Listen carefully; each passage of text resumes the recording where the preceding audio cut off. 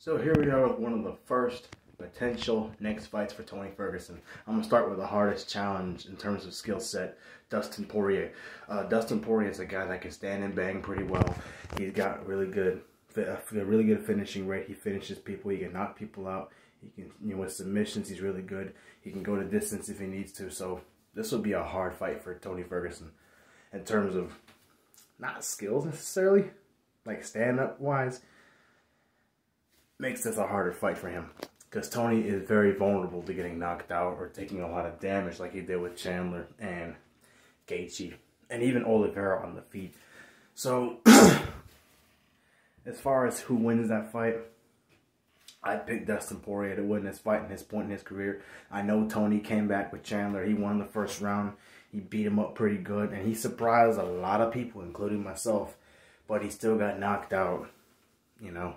And who's to say, even if that didn't happen, who's to say he still would have won that fight, you know? Chandler's a really good wrestler and stuff. Poirier is also a really good, well-rounded fighter. And even though Oliveira actually did finish Poirier and not Ferguson, I also know that this is more of Oliveira's time than it is Ferguson's time. I'm not saying Tony can't win this fight now. As far as a stand-up, if he doesn't get knocked out, he can easily get the better of Dustin Poirier standing up. And even if Poirier takes him down, Tony's really good with submissions. He's had Darce chokes and other kinds of submission victories in his career. So he can easily win that fight. I'm not saying he has no chance or a little chance. He has a big chance. I'd say it's about 55-45 Poirier. You know, the longer the fight goes, the favor it is of Tony. Because Tony is very durable and fights really well. But if I had to pick a winner, I'd pick Dustin Poirier by a TKO. He'll probably beat him like Gaethje did.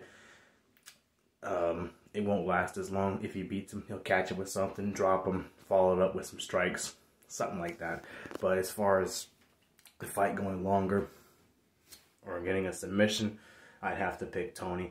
And like I said, I'm not saying Tony can't beat him. I'm not saying Tony should be a big underdog if he fights him. That's just being realistically who I think would win a fight if those two ever fought. But Tony could certainly win that fight. Yeah.